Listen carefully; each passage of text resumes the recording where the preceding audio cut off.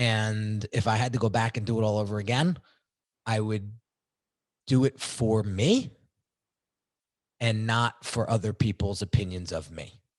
And that's probably one of the biggest mistakes I ever made as a early entrepreneur, was doing the right things for the wrong reasons. Came up from the bottom to the top. And the young is gonna never stop. And he always punching in the clock. Guys, what is up? And welcome to another Featured Player Mastermind with your man, the People's Trainer. Today, we've got Henry on here. I have personally dubbed him as the Millionaire Brand Doctor. He's a best-selling author. He helps entrepreneurs with their branding to create seven-figure and higher businesses. He's highly respected in the industry. Russell Brunson, all that stuff. Russell Brunson is like a god these days. So when you drop his name, everyone's like, woo, woo, woo. He's going to jump on here with us. He's going to tell you a story. He's going to talk about a lot of stuff. But most importantly, he wants to help you. So get those questions ready. When he's done, we're going to fire him off and we're going to have a great mastermind today. With that being said, Henry, welcome to the party. I love it, man. Well, thanks for having me. And I appreciate you reaching out on Instagram. And, I think we could just jump in head first and talk about one of the biggest failures I think I've ever had in my business. So I've been in business for 14 years. I started as a graphic designer, just doing club flyers, believe it or not, in the nightlife industry, and matured this business over the past decade and a half, pretty much to a little boutique, shouldn't call it little, but a boutique branding agency that now helps personality brands like Russell Brunson and Fabio Viviani. And we worked with Bon Jovi for 2 world tours. And I literally started this business from scratch. I was working at a hospital locally here and knew that I didn't like the bureaucracy. I didn't like the politics. And I said, you know what? I'm going to get out of here. I don't know how, but I will find a way. And I worked my way up. I was literally cleaning coffee pots and checking insurances at the hospital for like 3 years. Finally got my master's degree and got a job at the Children's Hospital creating fundraising events for the Sudden Infant Death Syndrome Center. And for those folks that don't know what SIDS is, it's tragic. It's when a baby dies under the age of 1 year old without a cause. And so I had the task of and responsibility to raise money for that cause, but also take that money and create events for the families in the state of New Jersey that lost the baby to SIDS. So I had a lot of marketing materials that I needed to design and create, and I would always outsource it. So I finally get Z100, one of the biggest radio stations on the planet, to sponsor one of my events. And my buddy at the time was a club promoter and in the scene, and he was a graphic designer as well. And when I told him that I got this sponsorship, he's like, well, why don't you do it? Why don't you do the event at one of my clubs that I promote? And I said, all right, let's do it. And so we did it. And the event was just absolutely amazing, but I got bit by the design bug at that point and the marketing bug at that point. And I said, you know what, I'm going to figure out this Photoshop thing myself. And I convinced my boss to buy the Photoshop program, and the rest is history. I worked at the hospital another 3 years while I continued my side hustle as a designer. And then eventually I was making more money as a designer than I was at the hospital. And I said, you know what, it's time to spread my wings. But it wasn't as easy as I thought. There was a lot of fear involved of taking that leap and taking that jump. And I think one of the best things that ever happened to me is when my uncle didn't get back to me. So my uncle owns this big construction company here in New Jersey. And when I was getting kind of forced out of the hospital and they were pressing me to make a decision on what I should do, stay or leave, because they said, if you stay here, you're going to become somebody's secretary, because we're basically going to demote you. And I didn't want that. Right. So I went to my uncle and I was like, you know what, why don't I just come work for the family?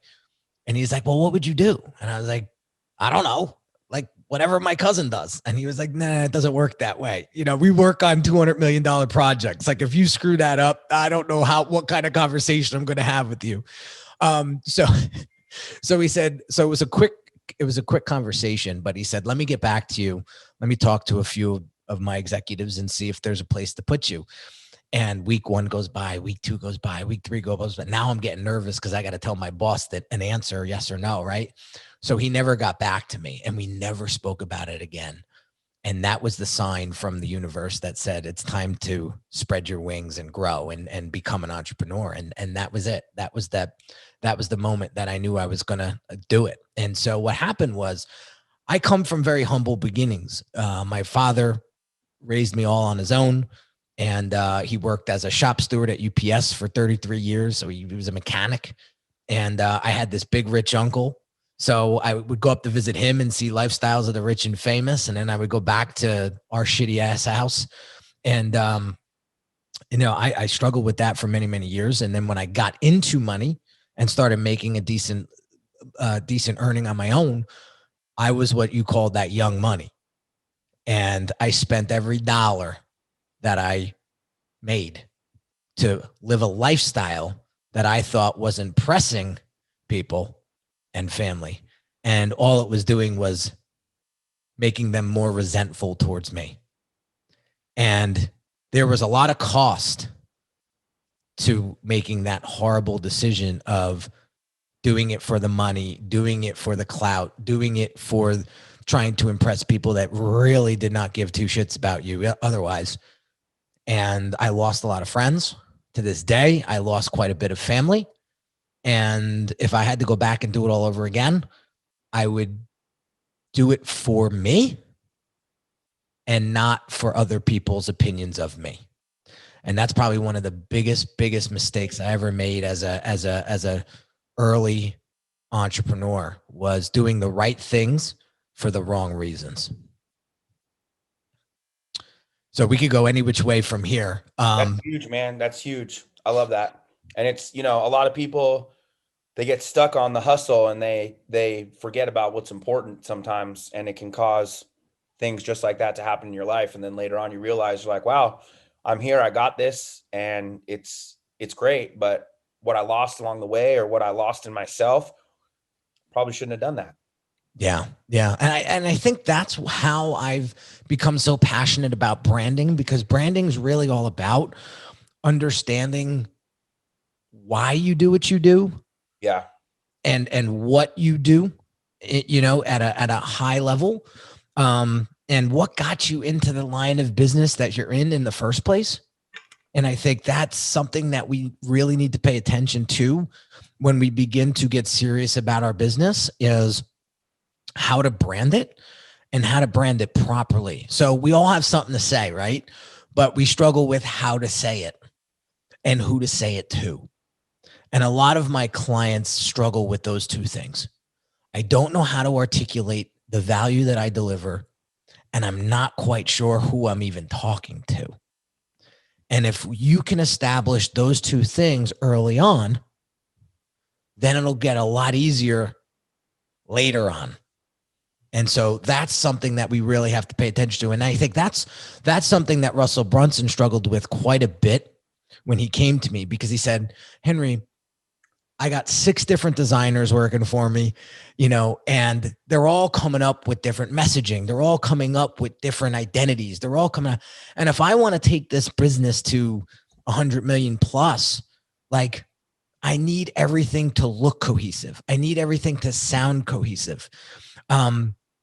Because that cohesiveness builds trust.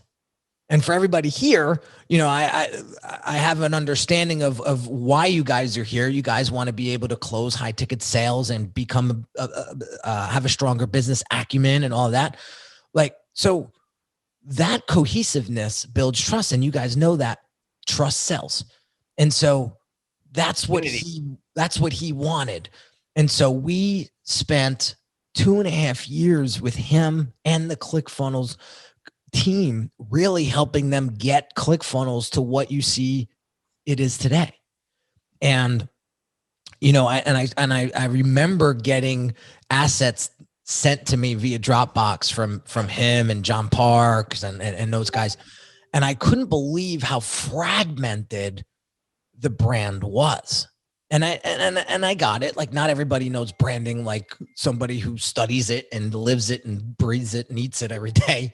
But once they got everything sort of aligned, that's when it took off. And then basically 6 months after we delivered our last asset to them, he hit 100 million in revenue. So, you know, to be part of that is Awesome. huge. And it was really exciting to see. That's awesome, man. That's awesome, man. And yeah, like when it comes to branding, right? And marketing, you want to like, know, and trust. That's like the first thing you hear when people talk about marketing and branding. And to get people to like, know, and trust you, you got to know like what is your character? What are you passionate about? What message are you putting out there so that when you continue to give your message and what your passion and whatever it is driving you, you get that people that like that and they start to know you and see what that's really about and they trust you because they're on the same journey and that's something they want to be a part of. And if you can line that up and get in alignment with that and like your clientele or who you're going after, you could see with Russell, man, it took 2.5 years, but look at ClickFunnels. It's like the craziest thing I've ever seen in my entire life when it comes to a growing business. It's a big business and a big community. And, you know, they consistently do a good job of building that. And so, but one of the things that I want to share with you guys today is a few questions that I would pose to you. Maybe you want to write these down because I think it's going to help you identify your uniqueness, because there's so many people out there. How many DMs do we get a day on Instagram? Do you need help with this? Do you need help with that? I could get you 100,000 followers. I could get you more sales. I could get you more leads. And I just like delete, block, because they haven't established any relationship. They haven't established any uniqueness. So a couple of things I want to share with you guys as far as questions goes is question number one is, what makes you so different than everybody else that does what you do? Like, and you got to dig deep. It's not like, I come from, you know, this part of the world. Yeah, that's part of it. But like, what makes you truly unique? Okay. The next question is, how do you deliver that uniqueness? Which way? You know, we have a very systemized way of doing it, but here's the thing. Nobody's going to be able to do it like me. And that's one of the things I want to share with you guys today. Like, we forget our X factor so quickly because we either get put on the spot with that question and we're like, and we start to fumble.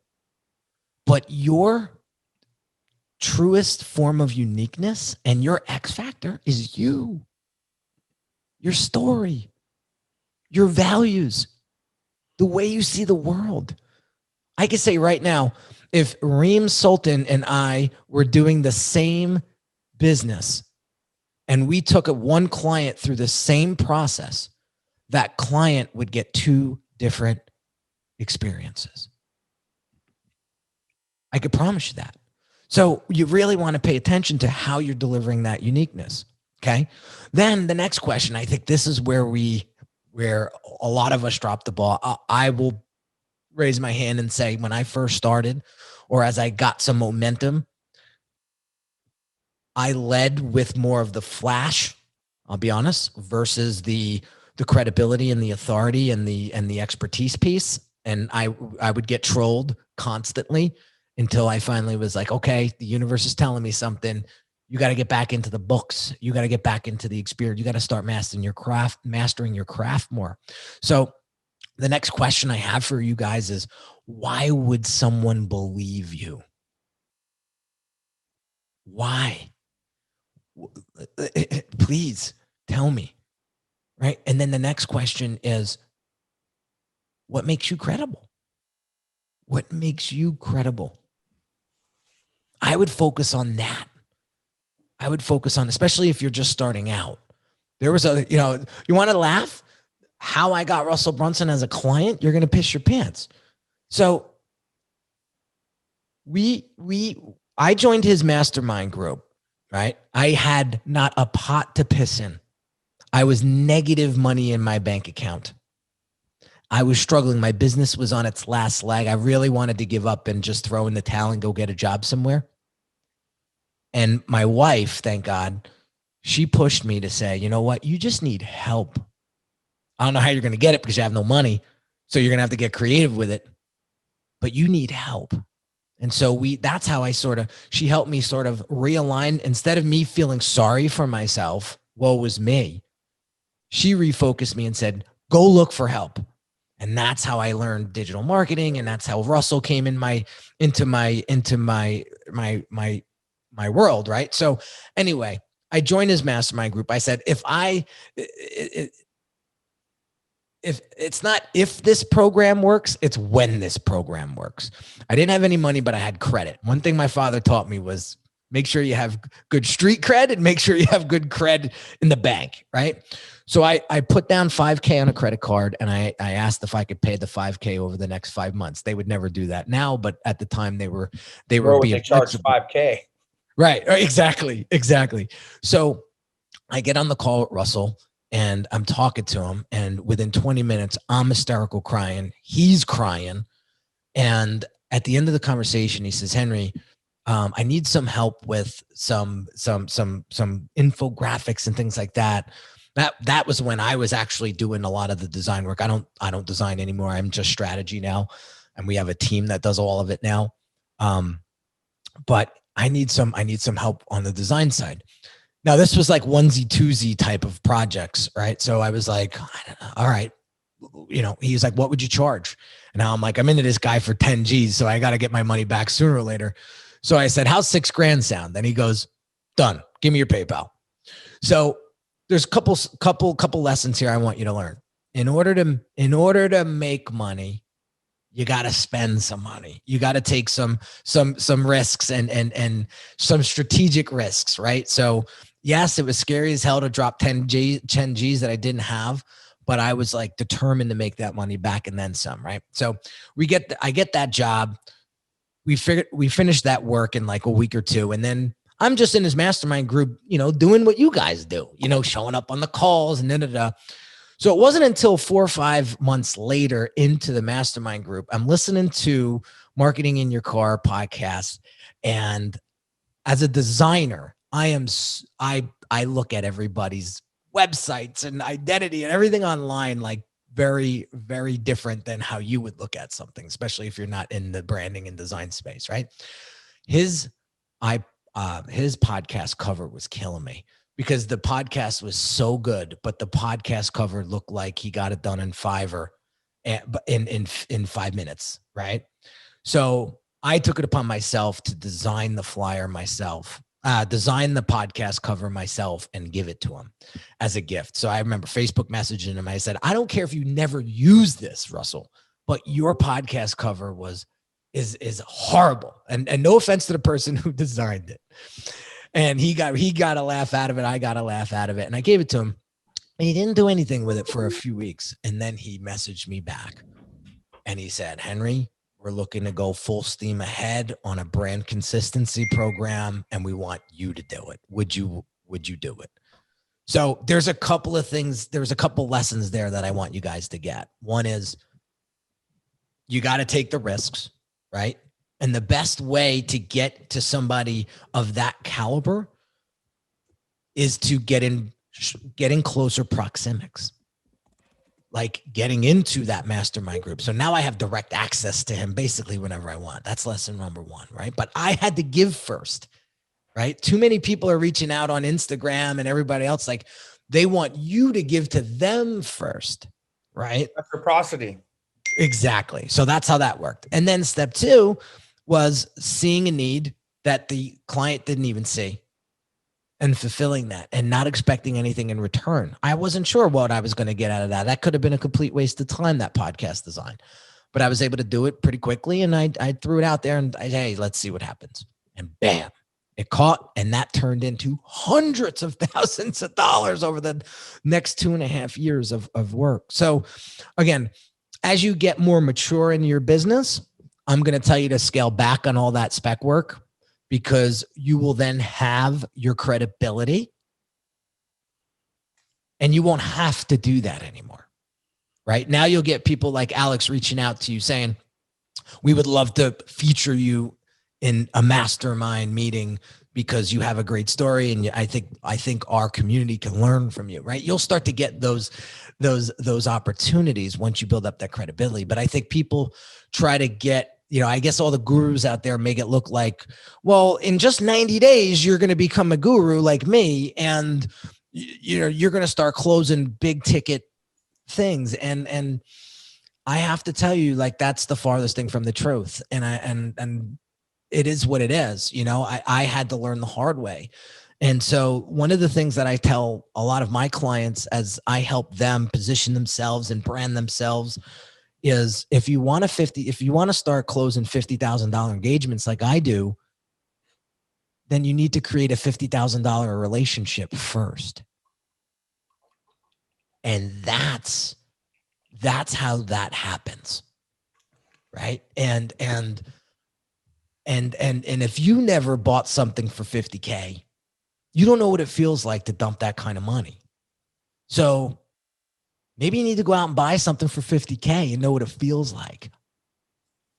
Right. And that's just like a huge aha moment for them, because I'm not saying that that's the rite of passage to sell high ticket. That's not what I'm saying. But if you really want to empathize with someone and really know what it feels like, go do it. See what happens. You will close so much more business, and you'll close bigger deals because you'll know what it feels like then. So just some thoughts there. I know we're running, I couldn't believe the time already, but let's get to some Q&A. Like if anybody has something to ask, I would love to start getting people involved. Yeah, let's go. There we go. Robert, hands up, baby. You got your audio today? I got it today. Is it working? There we go. Awesome. Thanks a lot. Hi, Rob Zappa. I'm from Winnipeg, Canada.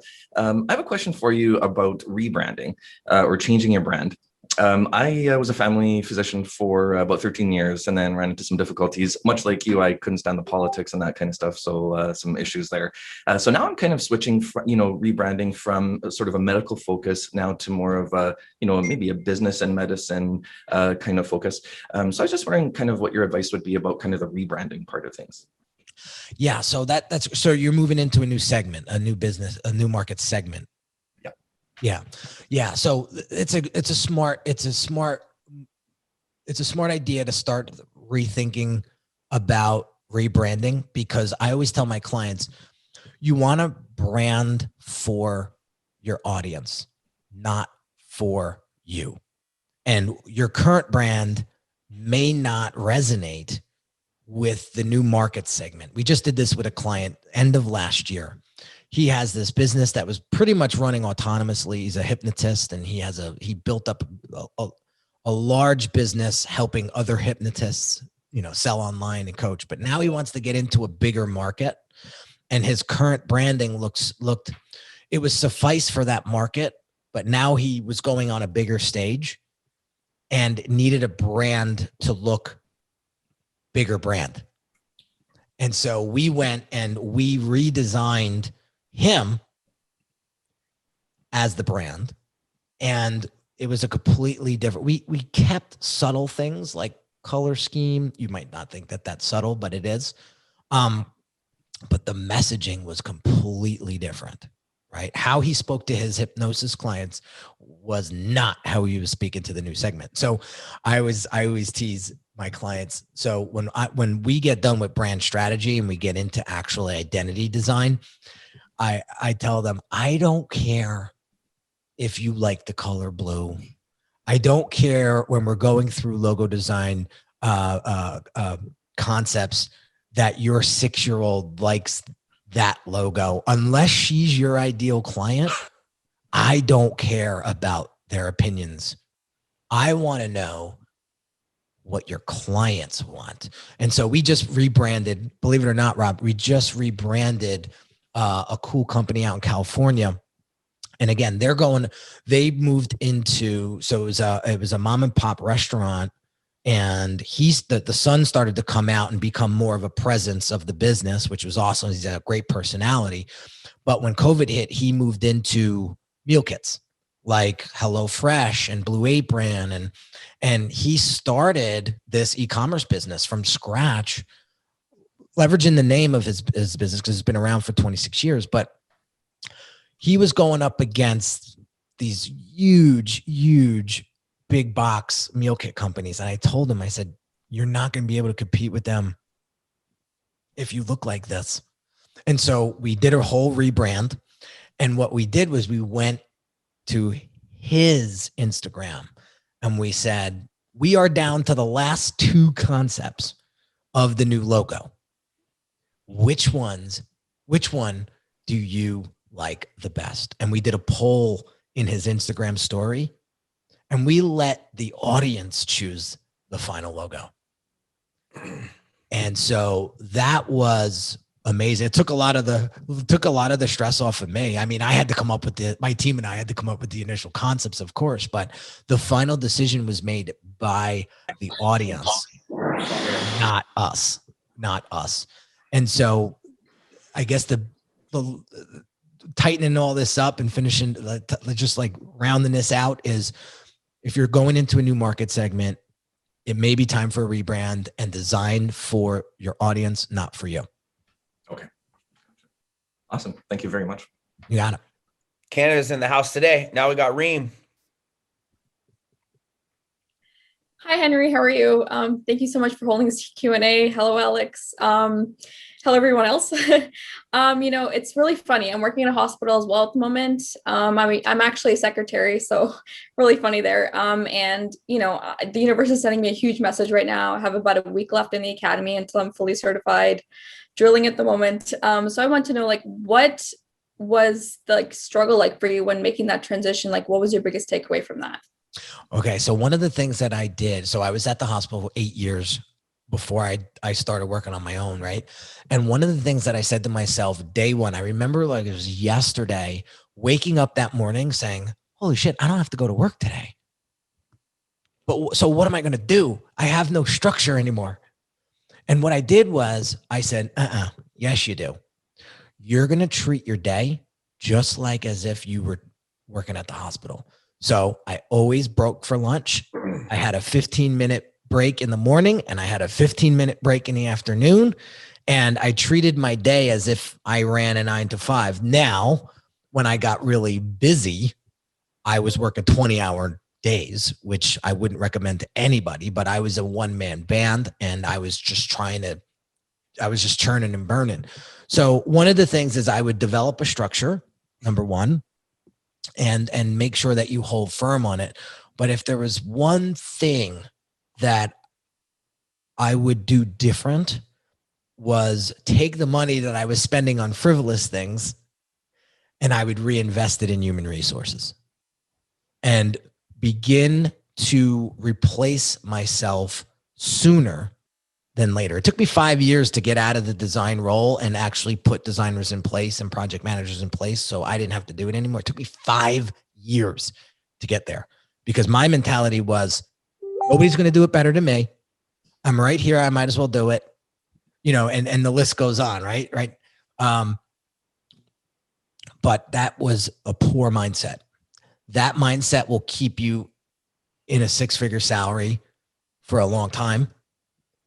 It's when you want to get to that 7+ figure mark is when you have to remove yourself completely and find where your zone of genius is, stay there and hire the right people. So it's all about finding the who's, not the hows. So I don't necessarily care about how to get anything done anymore. It's who's going to get that done. So when we have our project management meetings every morning, every Monday morning, like our weekly kickoff, I'll have something new that I need to execute. And I'll say who on the team is going to be able to do that. And if we don't have anybody on any team to do it good, then let's go source it. I'll give you 3 days and get this guy to do it or gal to do it, because we want to hire the best and get the best done. So to wrap that up, it would be, make sure you have a structure of your day, and to think about hiring sooner and really building out a team. So figuring out what process needs to be done, like how are you going to get the work done? So figure out your process, which we do in the brain. Is we always help our clients with building out the process first, then finding the people to execute. So your process, your procedure, and then finding the right people to do it, and then full steam ahead. That's just going to help you sort of get to where I'm at right now a hell of a lot faster than I did. So I hope that helps. I mean, I could go another half an hour and tell you exactly what to do step by step, but that'll help at least kick you off in the right direction. Thank you so much. Definitely helped. Great question. Chelly.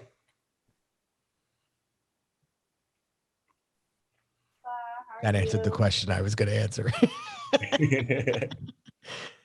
Hello, Oh, sir. My name is Marshall. I just go by Shelly.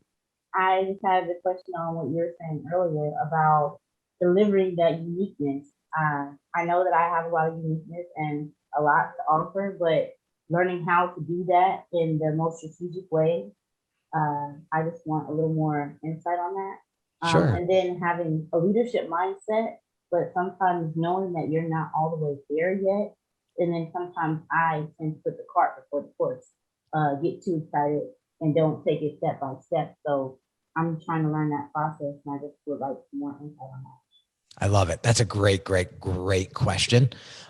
So your uniqueness comes from you and being human. Let's not forget to be human here, right? Like the people that are on the other side of that funnel, on the other side of that sales call, or on the other side of that DM, they're human. And the reason why they're reaching out to you is because you connected with them on some sort of human way. Okay. So what really makes you stand out is just you showcasing or demonstrating your day to day.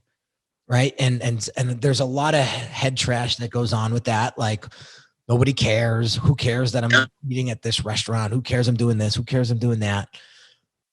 They really do. They really do. They really want to get a sense of who you are as a person. Right. I think Robert as a physician would agree, like what makes him different than the other doctor that does exactly what he does. It's how Robert shows up. It's how Robert treats his patients, right? That message will carry and get spread. So, I would love to see some of the behind the scenes of what you do each day, what you read, what you, believe it or not, what you eat, right? What you're working on right now. Like that's how you become unique. Because like people want to see, that's why reality TV is so freaking popular. So that's how you share your uniqueness. You just be you. Don't make the same mistake I did and try to be somebody you're not to try to get somebody else's attention. Yeah. That's the biggest mistake you can make. When you are just you, that's when you're going to attract the right clients, because like attracts like. Yes, sir. I have one more question. Sure. Like you were saying, just be yourself and everything, but a lot of people tell you to move in silence. I've heard of that quote, and that like I'm trying to figure out like how to balance that, like how much to like share on your journey and how much to like have, okay, this is the highlight reel and these are the results, Yeah. Well, one of the biggest, so I share, I do this exercise with my clients a lot, because part of branding yourself is being able to articulate your story. Right. And the biggest mistake that a lot of my clients make is they go, I set out on this journey and I've succeeded. That's their story. And they just show step 1 and step 2. That's the worst way to tell a story. Because A, people may not have the same aspirations as you, so now they're immediately turned off. And B, if that's all they see is you winning, like you said, highlight reel, come on, there's gotta be, where's the trial and tribulation? So what I help my clients do is tell the story in a way where we actually highlight the setbacks. and because that is where you make that deep connection. I have a client for the past 5 years, because when we met 5 years ago, I had told a story about how my business almost got wiped out by Hurricane Sandy. And his business struggled through Hurricane Sandy like mine. And that's why he signed up. wasn't because I was the best brander in the world. It was because we had a common connection with a setback. So when you share those stories, right, you can't give enough of that stuff away, Shelly. You can't. So that's how you say, like, you know, and here's another thing, right? Like, I have a hard enough time with clients that pay me 36 to 50 grand, some even 80, 90,000. I have a hard time getting them to do shit for me. And they've paid. The people that are out on social media that haven't paid you $1 and you're giving them all this information, I'm sure you heard this before. You think they're actually going to move on it? Probably not, right? So like, I wouldn't worry about giving too much of that away, right? Because they're probably not going to take action on it. What you need to be better at is taking that content and making firm calls to actions every once in a while that says, hey, listen, if you're struggling with this, then I may have a solution for you. Hey, come check this out. But that's your responsibility to do that, not the audience. So it's not about giving away all your information. It's about making sure that you're guiding and leading your audience to where you want to take them. So that I believe will help you tremendously. So showcasing setbacks and guiding them to where you want them to go. Because one thing I will say right now is everybody here wants to be led. That's why you're in this mastermind. So you, as the leader, have to make sure that you lead. And failing is winning. Failing is winning. That's what you pretty much said. Failing forward, man. It's one of my favorite quotes. Don't take failure personal. You know, one of the best books I ever read was The 4 Agreements. And one of the agreements is don't take it personal. And so when I fail, I don't resonate with it anymore as Henry's a failure. Henry's a failed father. Henry's a failed husband. I've disassociated my business with who I am. And thank God to my 4-year-old son. He's really been helpful in that process, because when I come home, I may have a shit day at work and he doesn't know any better. You know, I'm still his role model, right? So I could leave work at work now. And he was a great help to helping me separate. But understanding, like, a failure is just a failure in strategy or a failure in approach. Doesn't mean you're a failure. Think about that for a second. That means you just have to tweak your strategy. You have to tweak your approach. Maybe you have to tweak your position, but you are you, and you're going to, and if you're going to succeed, you're going to find the way. Thank you so much. I love that. Guys, unfortunately, we have to cut it shorter today than normal. So we're going to have to cut it. You guys could jump off here, but Henry's a really cool dude. I don't even know him that well, but I'm sure he would jump back on when we have more time. Is that cool with you? Oh, absolutely, dude. Anytime. Okay, so we'll do another one with you guys. So guys, just bail on here. Henry, I just want to talk to you real quick. Sure. Thank you so much for coming on here, man. I know these guys loved it. It was a great mastermind. Oh, thank you, man. Appreciate you reaching out. Good luck to everybody.